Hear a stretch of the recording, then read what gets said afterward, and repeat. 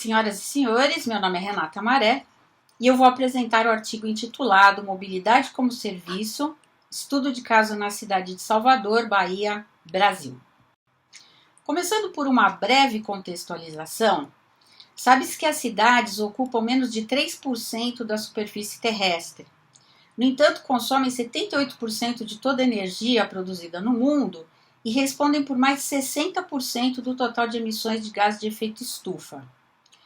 A população mundial é estimada, até 2050, por volta de 10 bilhões de habitantes e cerca de 70% desse montante estarão vivendo nas cidades.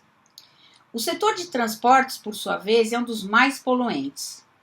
E as cidades devem definir estratégias holísticas que otimizem os seus recursos e a múltipla resolução de problemas para que se tornem net zero emissions até a metade do século.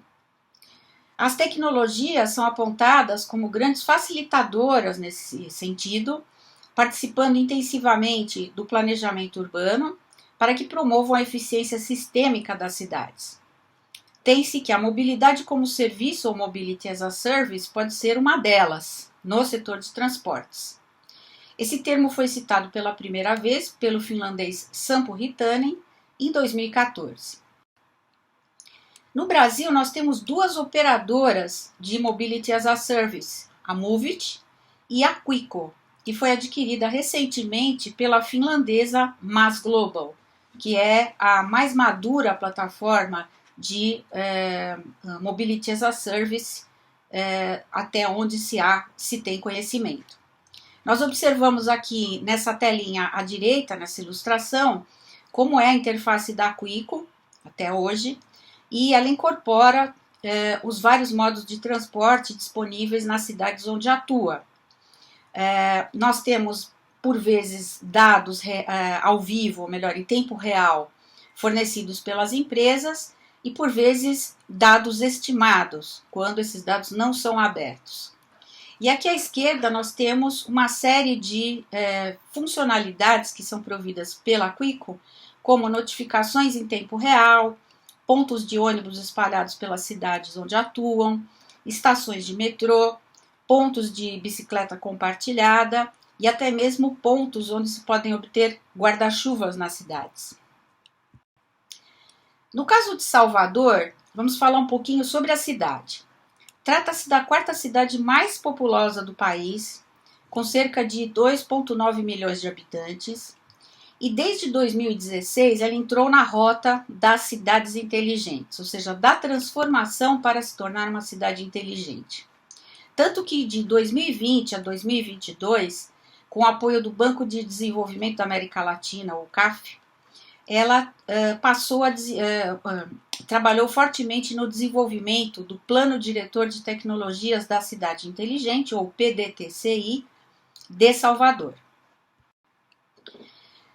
Diante desse breve contexto, nós definimos como objetivo desse artigo, a partir da descrição do estudo de caso MAS em Salvador, fazer uma avaliação crítica sobre a situação local e analisando forças, oportunidades disponíveis, mas especialmente as fraquezas e ameaças relativas à implementação dessa plataforma em nível 4, que corresponde à integração de objetivos sociais, e definindo ao final estratégias, propondo ao final, melhor dizendo, estratégias de mitigação para elas.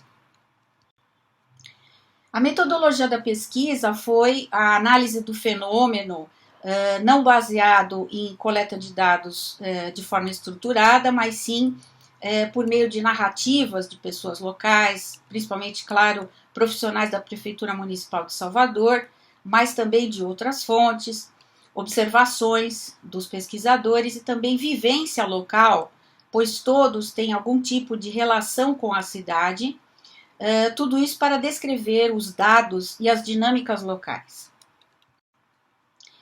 O que é o PDTCI? Bem, ele define um horizonte para 30 anos de transformação de uma cidade tradicional como Salvador para um ambiente mais inteligente, resiliente e sustentável, visando a melhoria da eficiência e redução dos custos do sistema urbano por meio da implantação de soluções sustentáveis e que abranjam setores operacionais e ecossistemas, formando redes colaborativas de vários atores que hoje muitas vezes atuam em silos e aproximando cada vez mais a população do poder público. Cabe ressaltar que o PDTCI é uma das ferramentas pertencentes à Cartilha de Cidades, que é fruto do Plano Nacional de Internet das Coisas, instituído no Brasil em 2019, e também um dos pilares da Estratégia Brasileira para a Transformação Digital. Observamos aqui na figura direita uma arquitetura ilustrada do PDTCI. O PDTCI de Salvador e a plataforma de mobilidade como serviço na cidade.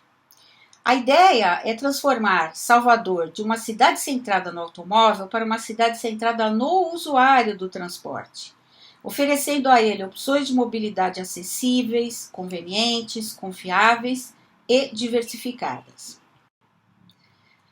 Bem, dentro da proposta de Cidade Inteligente de Salvador, considera-se que a plataforma de mobilidade como serviço deverá atingir o nível 4, ou seja, com a integração de objetivos sociais, conforme preconizado por Sócor e demais autores em 2017.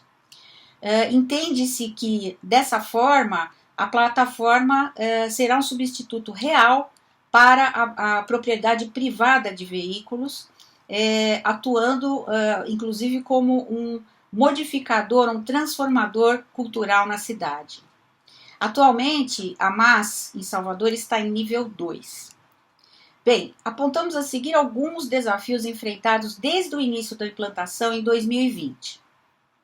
A abertura de dados de transporte público em tempo real, que não existe. Não há também a padronização dos dados de transporte no formato GTFS-RT. A infraestrutura técnica da prefeitura necessária para o recebimento de dados dos provedores de transportes e a sua divulgação aos usuários em tempo real é bastante deficiente. E a gestão da bilhetagem e do transporte são de responsabilidade de um mesmo operador, o que é muito ruim, pois transmite pouca transparência aos processos. Alguns pontos positivos: a abertura de dados em tempo real por algumas empresas privadas de ride-hailing e compartilhamento de bicicletas, a parceria com o Grupo CCR, encarregado do Metrô Bahia, que viabilizou recargas de celular pré-pago e do cartão de transporte pela plataforma MAS, assim como a visualização da localização e da lotação dos vagões de trem em tempo real. A criação da Câmara de Compensação Tarifária em 2016, que permitiu que os 3 cartões de transporte público operantes na cidade se tornassem interoperáveis. O lançamento do Clube Quico, que tem por objetivo atrair e fidelizar usuários do transporte público, onde os usuários podem trocar pontos acumulados por créditos no cartão de transporte ou recarga no celular, entre outras conveniências. Acredita-se que essa iniciativa também contribua para a mudança cultural dos hábitos de deslocamento dos cidadãos locais, diminuindo a sua dependência do automóvel. Bem, como conclusão, resume-se em 5 pontos considerados essenciais para o atingimento de um modelo MAS em nível 4 em Salvador, que devem ser interessados não apenas pelo poder público local, mas também pelos operadores de transporte e a iniciativa privada. Eles foram identificados a partir da vivência da Quico, tanto em Salvador como em outras cidades, e das observações deste estudo de caso pelos pesquisadores, e são eles: a titularidade dos dados, que é essencial para que eles possam ser efetivamente abertos e compor, trabalhar em função de uma plataforma MAS e, portanto, em função da sociedade. A infraestrutura de abertura de dados precisa receber investimentos, tanto técnicos como de capacitação de pessoas. É necessário contratar o sistema de bilhetagem de forma independente da operação do transporte, conferindo maior transparência aos processos. São necessários incentivos à qualificação e inovação nos sistemas de transporte. e medidas de suporte à acessibilidade e inclusão aos serviços de MaaS, quebrando barreiras tanto econômicas como de infraestrutura de telecomunicações, que hoje, do ponto de vista de cobertura celular, por exemplo, são as piores do país. Os pesquisadores agradecem ao CAF pelo suporte financeiro ao desenvolvimento do PDTCI de Salvador, e aqui nós temos as referências citadas ao longo do trabalho, bem como todos os autores envolvidos na elaboração desse artigo. Muito obrigada.